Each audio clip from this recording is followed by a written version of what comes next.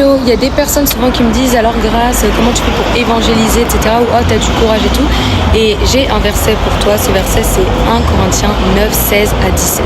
Annonce l'évangile, ce n'est pas pour moi un sujet de gloire, mais c'est une nécessité qui m'est imposée. Et malheur à moi si je n'annonce pas l'évangile. Si je le fais de bon cœur, j'en obtiens la récompense. Mais si je le fais malgré moi, c'est une charge qui m'est confiée. Voilà ce que le serviteur de Dieu Paul disait en fait à l'église. Ce qui veut dire que tu as la possibilité d'évangéliser avec la force du Seigneur. Et il y a des moments où des fois tu le feras de bon cœur, avec joie. Il y a d'autres moments où ça sera plus une charge, une corvée on va dire.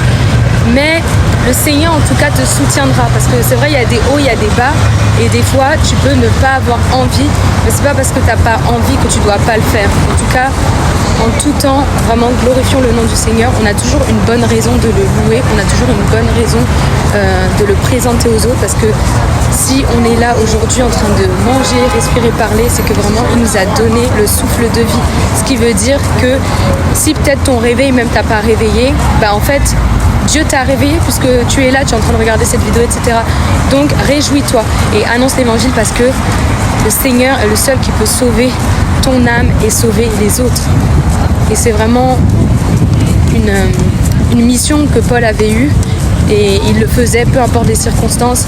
Ça veut dire qu'il soit enchaîné à cause de l'évangile, qu'il soit fouetté, emprisonné, qu'il ait fait des naufrages à cause de ça.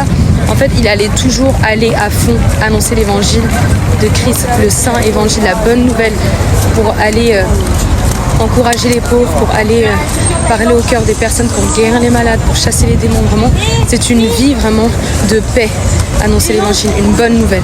Donc voilà, soyez bénis, et vraiment je le fais de bon cœur. Des fois je le fais par ordre du Seigneur, voilà, mais en tout cas il est grand et il mérite toute la gloire. Soyez bénis et va évangéliser.